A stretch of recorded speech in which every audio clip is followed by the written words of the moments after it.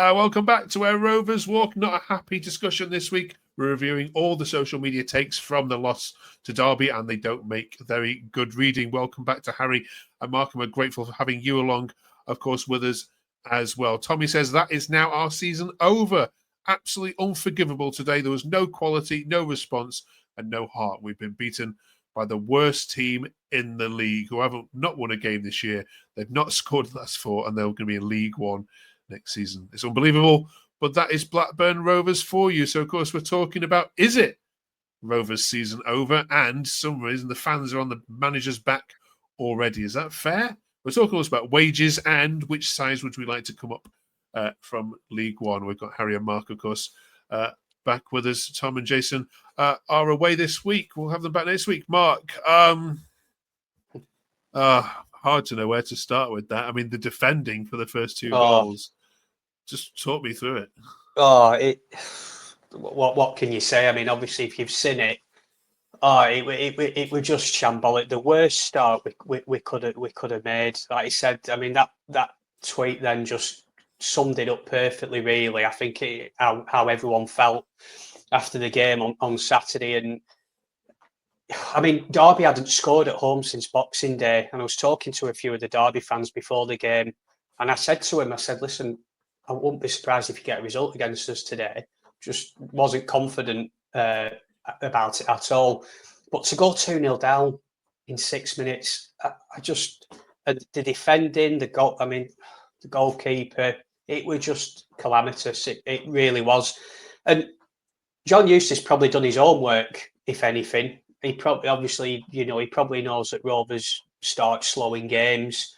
He's probably thought, get that ball into the box. He knows what our defence is like. He probably knows our keeper's not very good under pressure when balls are put into the box. And it was game over after 6 minutes. After that, we got a goal back just before half time, but we never looked like creating a scoring after that. So, it was just a horrible afternoon. I don't want to dwell on it because we've got midweek games coming up and we've got another chance to put this right. But fans were saying, Harry, about the mentality.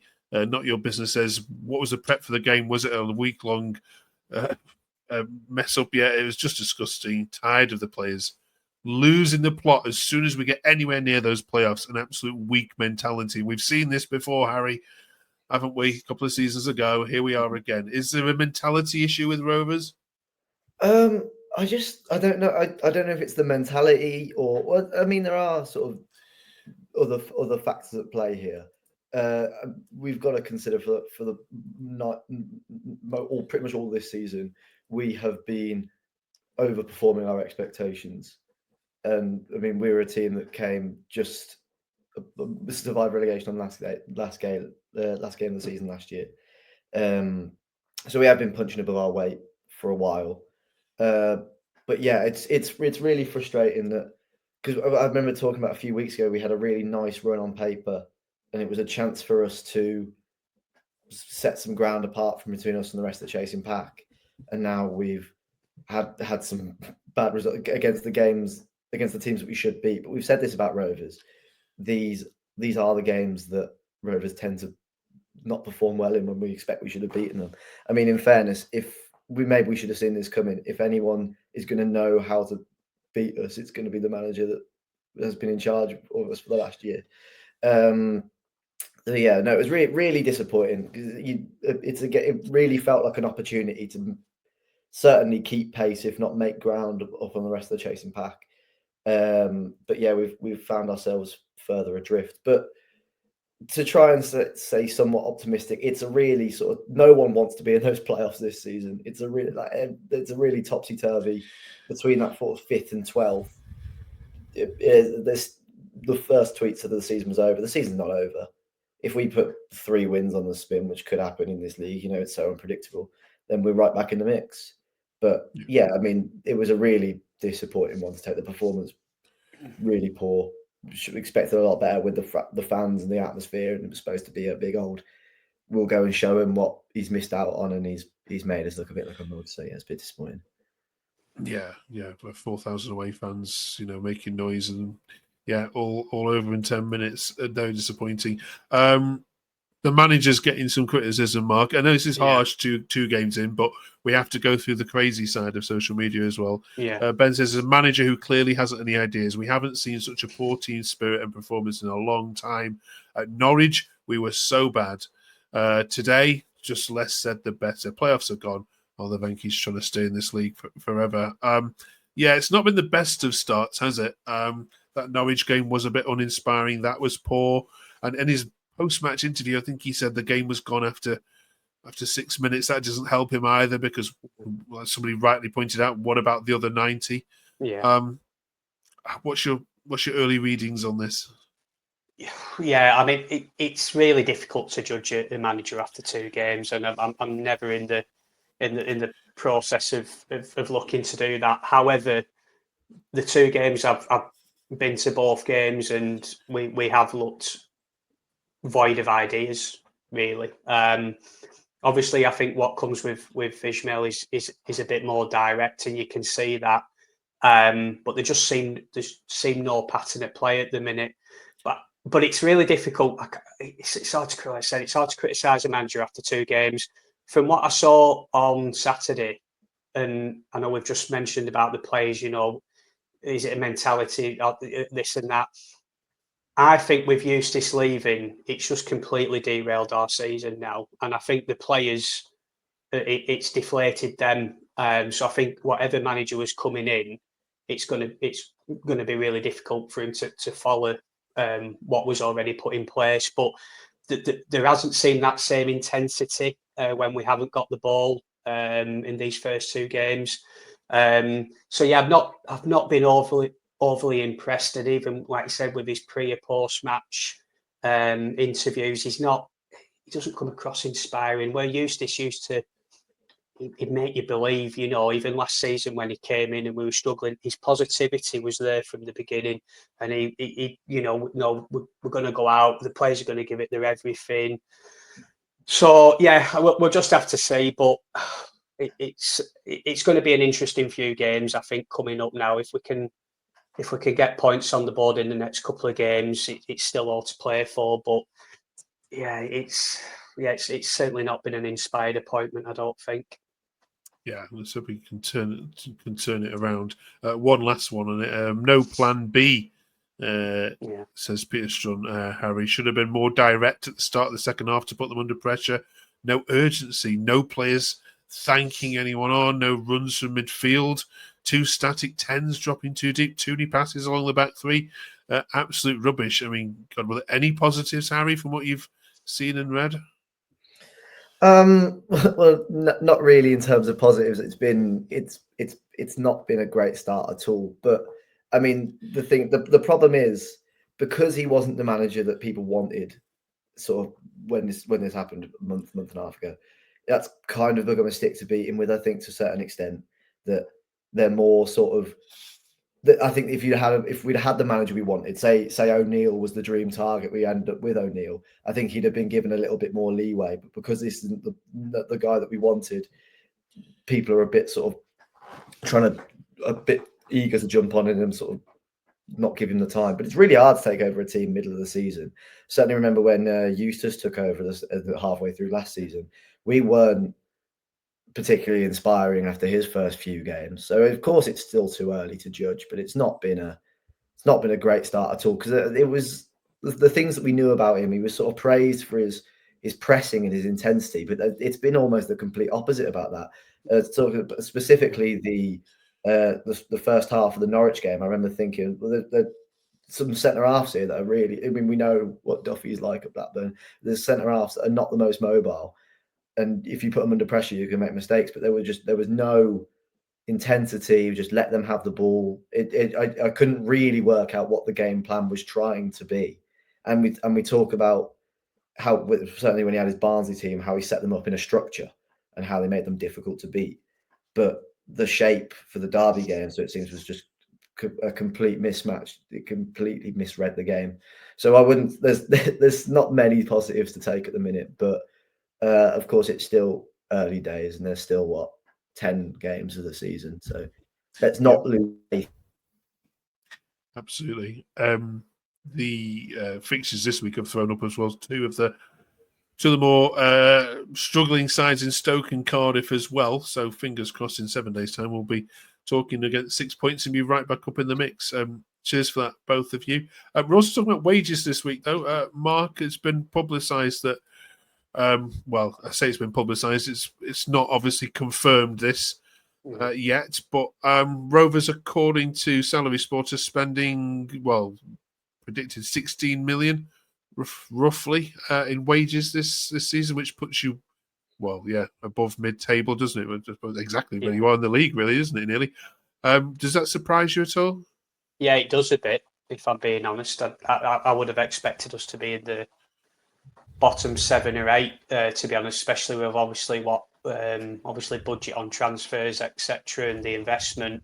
So yeah, that when I saw that has surprised me a little bit. You know, I certainly wouldn't have expected us above some of those clubs in there. You know, especially Sunderland. You know, teams like that. So yeah, it very, very surprising. But if it is right, then yeah, we are where we should be, really. We have a look at the the top 10 Harry earners there. I mean, we don't know exactly how much of the loans that Rovers are paying off there. I would hope to think you're not paying Emmanuel Dennis 40 grand a week. Any surprises on there in terms of players or? Well, yeah, I mean the big thing is how much we are paying for those loan players. I mean, if we're paying 20 grand for Corley Woodrow, who's played minutes, then that's really disappointing. But yeah, I think that's all sort of as you'd expect. We knew we were going to pay big money for Campbell because we wasn't on the. It was the sort of, we knew we were getting him on a rather cheap deal in terms of transfer fee, but we were going to pay lots in terms of wages. But this has kind of been an issue when if you went back to how the overall where we compare to the rest of the league. This has kind of been an issue with Blackburn since the relegation, the sort of parachute payments and the mismanagement of the club at that time. There was a wage issue back then. And if you've got a wage structure, you can't, and you haven't sorted that out, and you haven't got that benefit of parachute payment anymore to sort of help you through that difficult period, then it's really hard to get that wage down. If people are going to look at the rest of the club and go, they're on this wage, why shouldn't I be on that wage? Why would I take a lower offer to play the same? But so I just don't really know how you go about fixing that as an issue, because I mean, I think the aim was, I think Venky's were quite short-sighted, and it wasn't just the Venky's. I know they were very badly financially informed when that whole issue went down with the relegation. I think they kind of thought maybe parachute payment isn't too much of an issue, because I think they naively thought, well, maybe we'll just go straight back up and it won't be an issue. And we've been stuck down here for over a decade, and we never really sorted that issue out. And then you see that we're still quite high up there in terms of the wage bills. So yeah, I don't really know how you go about fixing that, because once you've got something in place, then you can't just say to everyone, well, we're going to take 10 grand off your wages, because people are going to be, well, people aren't going to take that, and I don't know where that ends us up. So yeah, it's all come from sort of financial mismanagement, which the Venky's get a lot of stick for. But it was all his name escapes me, but it was about 10 years ago. He had an advisor that was basically that ruined the club, and that's how it's ended up in this situation here. So I don't think yes, that was it. Yeah, completely just sort of financial mismanagement. I don't know what his sort of credibility was, but went through the roof after that. So there was nothing that really surprises me about it. The players who are expected to be on the big wages were on the big wages, but it's the overall thing of, we need to find a way of, because we can't spend money on transfers. We're in a sort of negative cash flow state, that you need to find a way of getting that wage structure down. But it's easier said than done, isn't it? Very good, passionate talk there. Yeah, I mean, when you say 10 years trapped down here, you can't believe it's been 10 years, can you? That Rovers have been down here. But we're also talking, not that you'll care less about it, but who's coming up from League One is our final item this week. And I want to ask you straight, Bolton, Mark, are flying at the moment, and some fans have teams have said we don't want our rivals kind of up there. We don't want, it's not really your derby as such. But would you want to see teams like Bolton back in the Championship? I would personally. I think we've had some tasty encounters with Bolton over the years, and especially like 10, 15 years ago. And for me, you want the big games with the atmospheres. If Bolton came up, again they'd bring probably 4,000 or 5,000 to Ewood. We'd take 4,000 or 5,000 to their place, and you want those games. I mean, obviously, I don't particularly like them, and they're not. It's not a massive derby game, but there has always been a bit of spice between the two sets of supporters. So for me, yeah, I'd like to see him back up. Yeah, definitely. Okay. Harry, would you have Bolton on your mind? Yeah, of course. I think it's good for both sets of fans to have that kind of whether it's a derby or not. I don't think Bolton fans particularly care about us, and I don't think we particularly care about Bolton. But it's a local game, and it's going to bring big crowds and a decent atmosphere anyway. So who cares? It's like that goes back to the Preston thing. Is is it a derby? Isn't it a derby? Does it matter? Not really.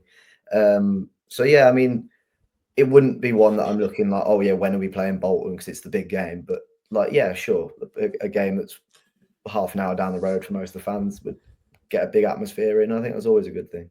Yeah. There's that season, wasn't it, was it 4 or 5 years ago when we had Preston, Blackpool, you guys, Bolton, Burnley, all in we had loads of Northwest derbies, didn't we, nearly every single weekend. Right, here's the others then. If you want Bolton back up, then let's grab your others. We think Birmingham are already there, but it's not about who you think's coming up. It's about who you would like to play. Mark, any affinity to any of these? Not really. I think again, just on the local aspect, and we've just been talking about the Northwest. Stockport. That's always that's a good, decent away day.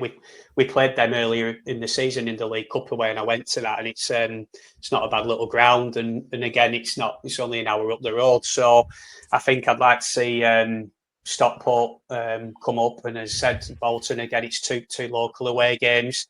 Other than that, no real preference really with any of the others. Obviously, Wickham, that's quite a long journey. Same with Reading, but yeah, and probably Birmingham. Obviously, just what's coming. Obviously with the hype around them. I think if your Birminghams, your Wrexhams, your Boltons come up, it's going to be a very, very competitive league. Even more so next season. So no real preference on any of the others, but I think Bolton and Stockport would be good. Harry?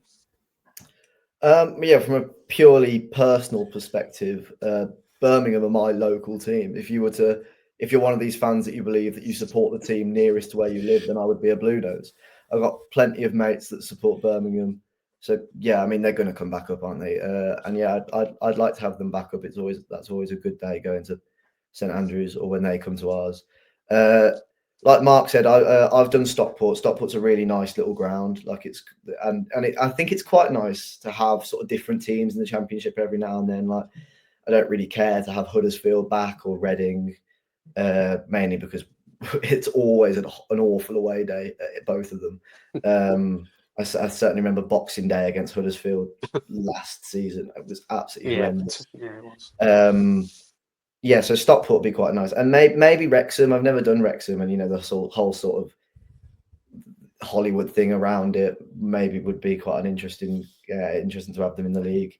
Those would be the ones that jump out of me, I'd say. All right.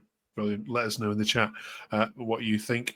Thank you very much, both of you. Yeah, Stoke City and Cardiff City will be reviewing both of those games, of course.